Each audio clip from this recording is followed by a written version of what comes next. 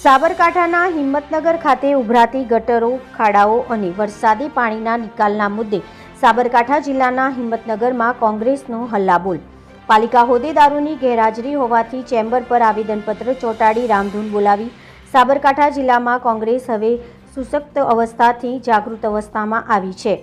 છેલ્લા 6 મહિનાથી પ્રજાની સમસ્યાને અંગે કોંગ્રેસી કાર્યકરો હવે મેદાને આવી રહ્યા છે।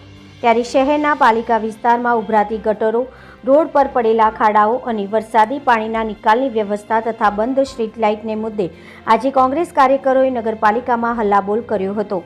નગરપાલિકાના ચીફ ઓફિસર અને નગરપાલિકાના પ્રમુખ ગેરહાજર હોવાથી કોંગ્રેસી કાર્યકરોએ પ્રમુખની ચેમ્બરની આગળ ઘૂસી ગયા હતા અને પછી પ્રમુખના ચેમ્બર પર આવેદનપત્ર ચોંટાડી હતા। આ કાર્યક્રમમાં કોંગ્રેસ સમિતિના પૂર્વ પ્રમુખ અશોક પટેલ, મનોજ બારોટ, ઇમરાન બાદશાહ, કોંગ્રેસ કાર્યકરો મોટી સંખ્યામાં ઉપસ્થિત રહ્યા હતા। Reporter Hamid Mansuri, BN news Gujarati, Sabarkantha.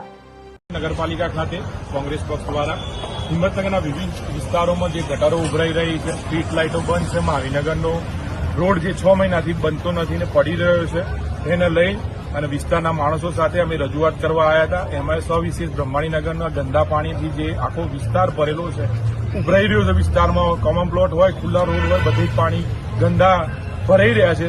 એને લઈને અમે આજે આવેદનપત્ર સીઓ સાહેબ અને પ્રમુખ સાહેબને આપવા આવ્યા હતા, ભાજપના નગરપાલિકાના પ્રમુખને, પણ બંને હાજર ન હતા એટલે અમે એમની ઓફિસના ચેમ્બર ઉપર અહીંયા અમારું આવેદનપત્ર ચોંટાડીને આવ્યા છે। એમના પ્રતિનિધિને પણ એક આવેદનપત્ર આપ્યું છે અને ત્યાં અમે બેસી અને રામધૂન પણ બોલાવી હતી કે ભારતીય જનતા પાર્ટીના સત્તાધીશોને સદબુદ્ધિ ભગવાન આપે એવી અમારી માગણી છે। આવનારા દિવસોમાં જો આનો નિકાલ નહીં કરવામાં આવે તો અમે મોટું જ્વલંત આંદોલન કરીશું।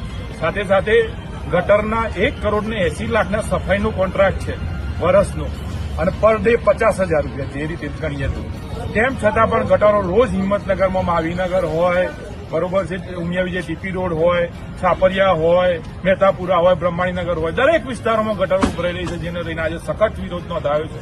જો આવનારા દિવસોમાં નગરપાલિકાના સત્તાધીશો આનું નિરાકરણ નહીં લાવે તો જોરદાર વિરોધ કોંગ્રેસ પક્ષ પ્રજાને સાથે રાખીને કરશે અને ભારતીય જનતા પાર્ટીનો વિરોધ નોંધાવશે। શું નામ તમારું? પ્રિયવર્ધનભાઈ પટેલ, જિલ્લા સંગઠન મહામંત્રી। મનોજભાઈ,